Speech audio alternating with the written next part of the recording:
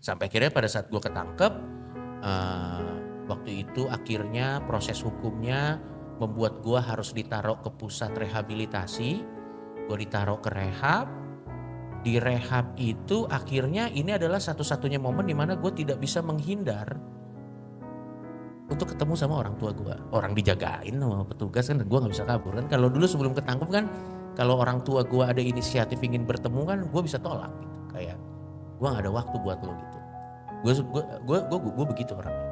Nah, pada saat gue ditangkap, ditaruh di rehabilitasi, akhirnya ada satu momen di mana petugas ngomong, Coki, ini nyokap lo mau datang.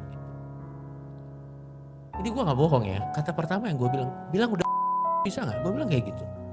Bilang kayak Coki nggak mau ketemu sama nyokap. Gue bilang kayak gitu.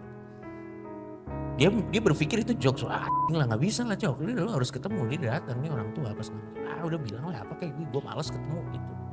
Karena pada saat itu asumsi gue adalah ini cuma akan ngomong kayak alah, gue cuma pengen ngasih tahu ini kartu keluarga saya robek ya. Jadi asumsi gue kayak gitu awalnya.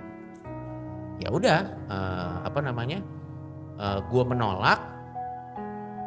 Tapi akhirnya konselor gue pada saat itu di rehab mengatakan bahwa ya apapun itu kayaknya nggak bisa Cok, lo harus hadapi your greatest fear gitu, temuin aja gitu.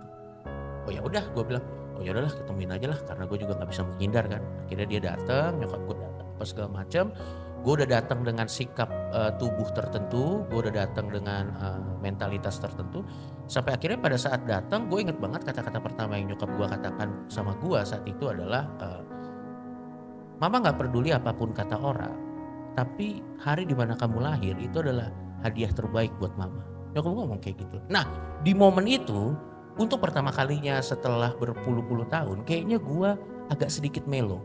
Nah di saat itu akhirnya gue sadar bahwa ya kita gak perlu punya banyak orang yang mengafirmasi kita. Kita cukup perlu ada beberapa orang aja yang mengafirmasi kita. Yang penting dia matter buat kita. Sehingga akhirnya di situ pelajarannya buat gue, di situ jadi titik balik buat gue akhirnya kayak oh ya mungkin I against the world gitu, tapi ya the world means nothing.